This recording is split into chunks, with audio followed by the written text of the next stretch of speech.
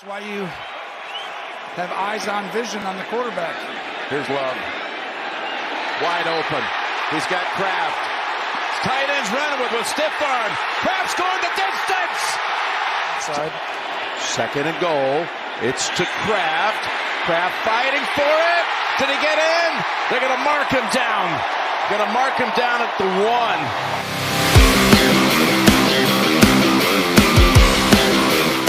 Football fans, Packers fans, welcome back to the Kenny C Show. Before we get down to business, please hit the subscribe button. For those of you new to the channel, welcome. For those of you that are returning watchers, please subscribe to the channel if you have not done so already. Such a small task, but it goes such a long way.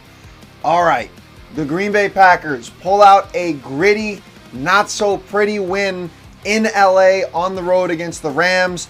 24-19. They're 3-2 now in the season in the toughest division in football in the NFC North. You have to continue to win games if you want to contend with the other teams in our division. The Packers get it done.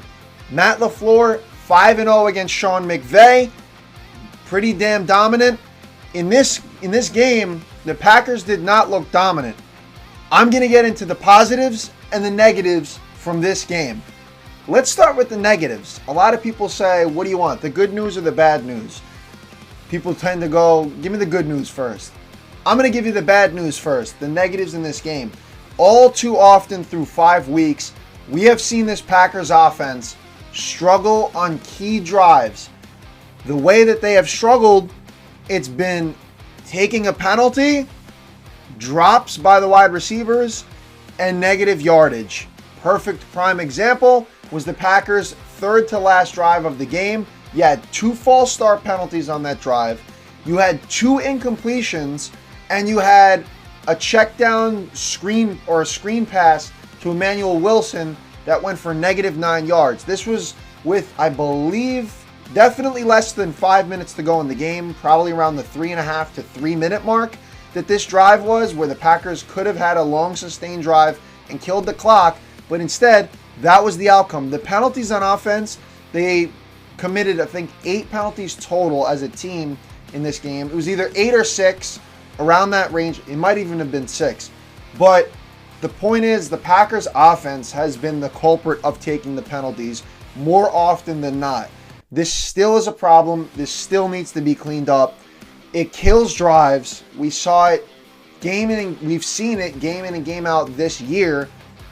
The next negative here was Jordan Love and his decision-making on a specific play in the first half at their own 8-yard line. Instead of taking a safety, he throws a pick 6 and gives the Rams easy points. Bad decision there by Love. He should have just taken the safety. He's still getting into a groove, missed 2 games of the season. I understand that. We have seen flashes of this where he won't make the best of decisions and it leads to a turnover. This was one of those. This is kind of a smaller negative to point out from this game, but the point is that Jordan Love, he still doesn't look like polished Jordan Love. And you got to give him the benefit of the doubt because he's still getting back into the groove, coming off that loss to the Vikings. That was his first game back in 2 games. So you give him a little leeway there. The next thing, and this is pretty big, Jeff Hafley brought him in here to fix some things. The run defense has still not been fixed. Look, I'm not going to complain about what Jeff Hafley's done so far because Packers are the #1 turnover defense in football right now, and they are firing on all cylinders in that secondary. And the pass rush has improved drastically as well, but the run defense still seems to be a problem. 102 yards on 22 carries for Kyren Williams, the Notre Dame product, in this game. 4.8 yards per clip. 3 out of the 5 weeks of this season, the Packers have allowed a 100-yard rusher. So they got to clean that up. The run defense has to improve. Got to get more stout against the run. But those are the negatives from this game. They pulled out an otherwise pretty ugly win here, but hey, a win is a win. It's October. You want the Packers to start to ramp up and get back to true form like we saw in the back end of last season. They got a nice win here. They got a win here It wasn't nice by any means, but they're getting back into the groove. And once December, January hits, that's when you want your football team to be a well-oiled machine. They're still working through those kinks now. I'd rather get it out of the way now, but get a win contrary to last season and get it done. Get a W in the win column. So they did that. Now looking at the positive side of things, the Packers, for one thing, battled through adversity with regards to the injury bug. Offensive side of things, you had Christian Watson out with that ankle. You had Romeo Doubs getting suspended by the Packers because he missed practice Thursday and Friday, and he's complaining about his role with the team. Meanwhile, he's third on the team in targets with 20 and led the team last year in targets with 96.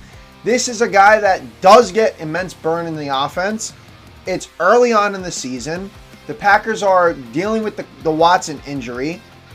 This is a team where it's next man up. You have to step up and help out your team.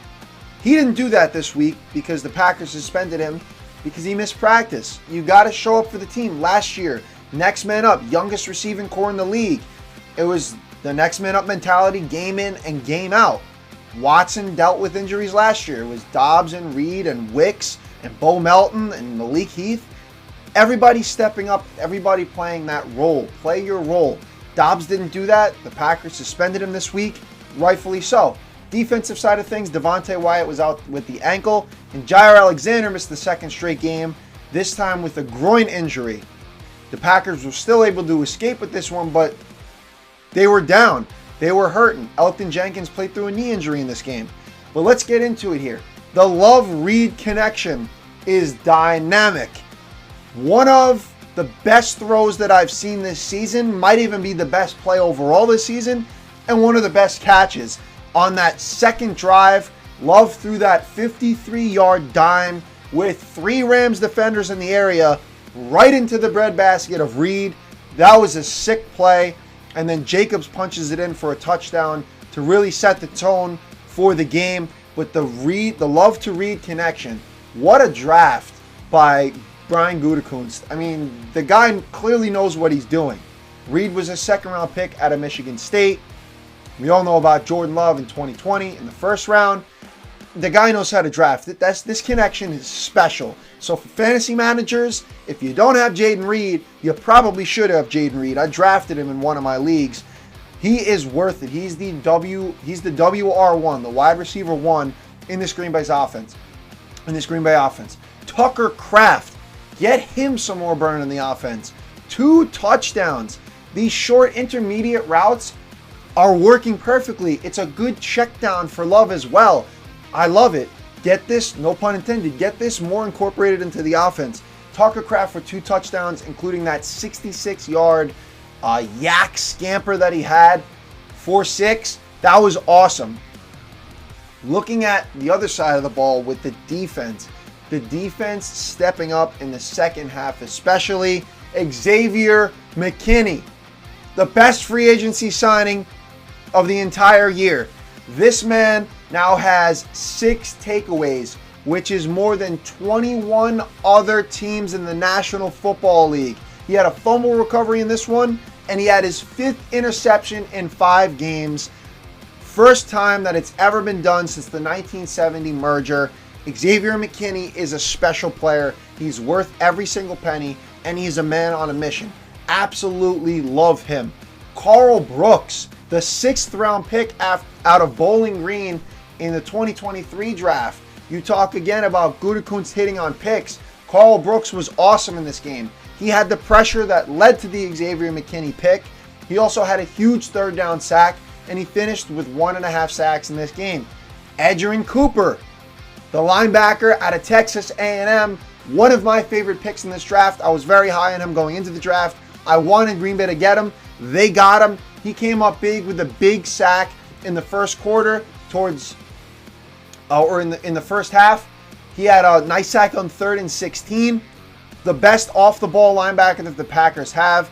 And then he provided the pressure on the final play that led to the rookie safety, Evan Williams, his pass breakup. Cooper got in there and got the pressure on that final play of the game.